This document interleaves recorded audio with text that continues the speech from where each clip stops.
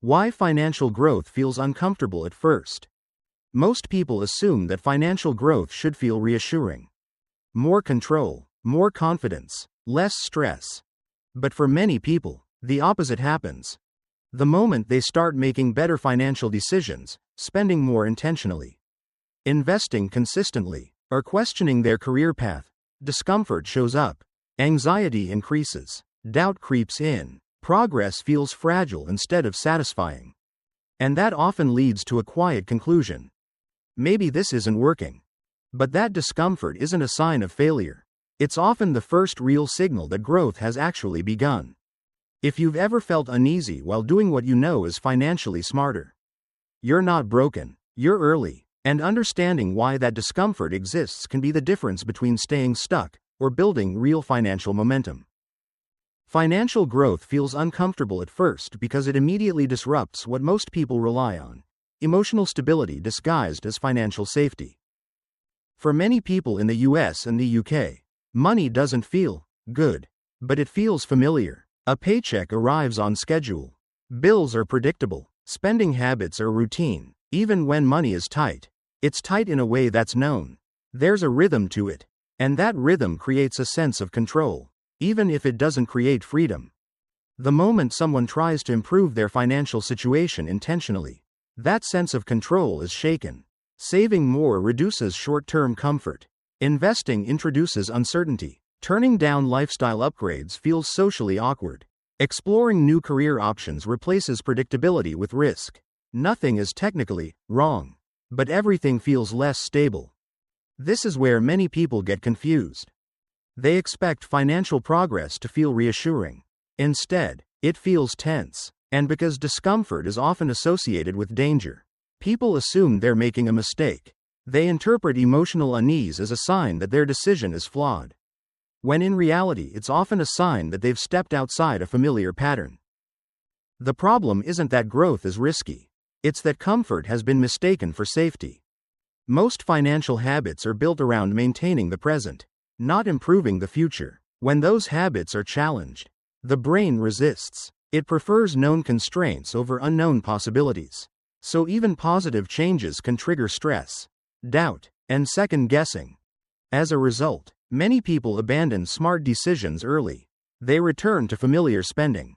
They pause investing. They delay career shifts, not because those moves were wrong, but because the discomfort arrived before the benefits did. That's the core issue. Financial growth creates emotional friction long before it creates visible rewards. And without recognizing that pattern, people mistake early discomfort for failure, when it's often the first real sign that progress has begun. Financial growth feels uncomfortable not because it's unsafe, but because it conflicts with how most people were trained to think about money. From an early age, financial success is framed around stability. Pay your bills on time. Avoid debt problems. Don't fall behind. As long as nothing breaks, you're doing fine. This creates a mindset where money is primarily about preventing discomfort, not creating opportunity. Security becomes the goal, not progress. The issue is that this mindset is reactive by design.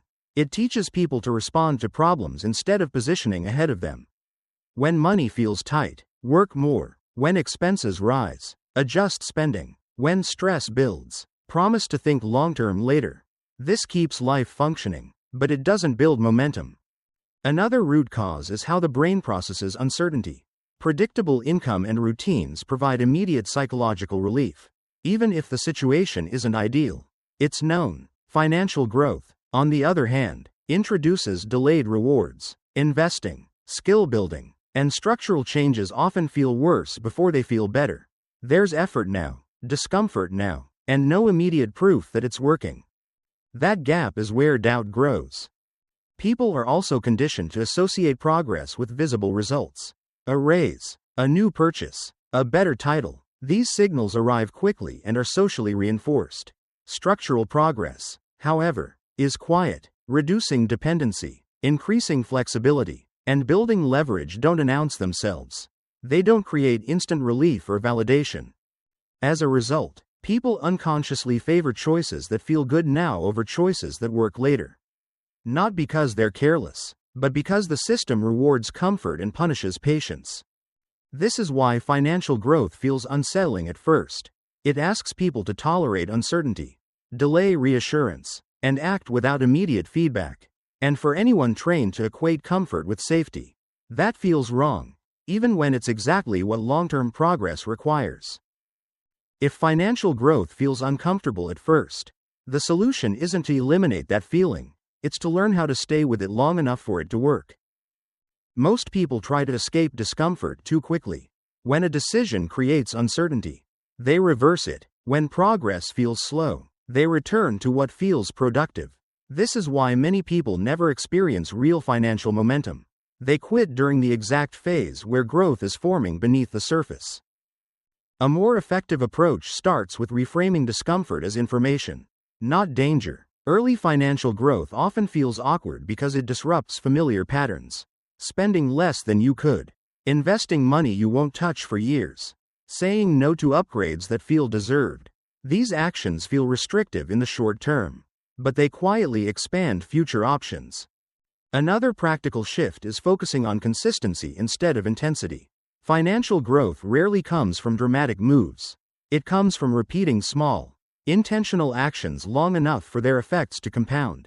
Regular investing, steady skill development, gradual reduction of fixed costs. None of these feel exciting day to day, but together they change the structure of life. It's also important to separate discomfort from failure. Feeling uncertain doesn't mean you're doing something wrong. In fact, if nothing feels uncomfortable, it often means nothing is changing. Growth requires stepping outside systems that once kept you safe but now keep you limited. This phase demands patience. Results don't arrive on the same timeline as effort. But over time, something shifts. Pressure eases. Decisions feel lighter. Money stops feeling like something you're constantly reacting to. The key isn't confidence, it's persistence. Staying consistent through the uncomfortable middle is what turns financial growth from an idea into a lived experience. The real payoff of financial growth doesn't show up when the discomfort begins. It shows up years later, often so gradually that people forget where it started.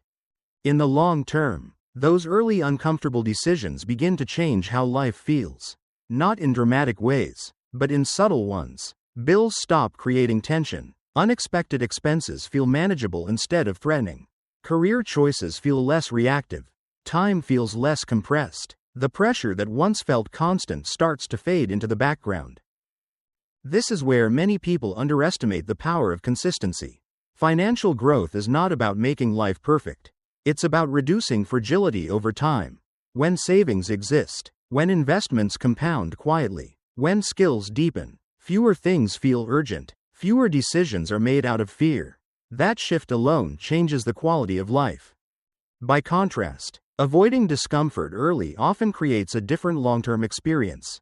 Life stays comfortable on the surface, but pressure accumulates underneath. Income becomes tightly linked to effort. Fixed costs rise. Flexibility shrinks. Over time, even small disruptions feel heavy because there's no margin to absorb them. What once felt safe slowly becomes restrictive. The difference between these paths rarely shows up in the short term. Both lives can look stable. Both people may earn similar incomes. But one path compounds optionality, while the other compounds dependence. This is why time matters more than timing. You don't need perfect decisions. You need direction held consistently. Small choices, repeated for years, reshape what's possible. Financial freedom, in this context, isn't about luxury or stopping work. It's about choice, the ability to slow down, to pivot, to say no without panic. And that freedom is almost always built quietly, during periods that felt uncomfortable at the start and ordinary by the time they worked. Most people don't avoid financial growth because they're lazy or careless. They avoid it because growth rarely feels good at the beginning. It feels inconvenient, it feels uncertain, and most importantly, it feels unnecessary when life is still manageable. When things are working, even imperfectly, the instinct is to protect the routine, to keep life smooth, to avoid friction, and that instinct makes sense.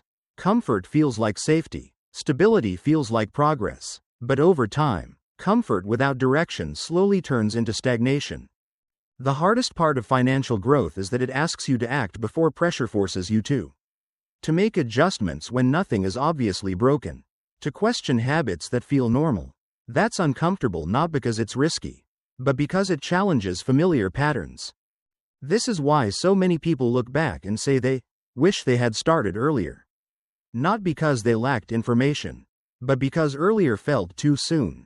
Growth felt optional, discomfort felt avoidable, and by the time growth felt necessary, the cost of change was higher. The truth is, there is no perfect moment where financial clarity suddenly arrives. There is no stage of life where change feels fully convenient. Growth always competes with comfort, and comfort always argues for waiting. What separates people who gain control over time from those who feel increasingly constrained isn't intelligence or income. It's willingness. Willingness to tolerate a period of uncertainty in exchange for future flexibility. Willingness to look ahead when the present feels fine. Financial growth doesn't announce itself with confidence. It often begins with doubt, with small decisions that don't feel rewarding yet, with patience when results aren't visible. But those decisions compound quietly.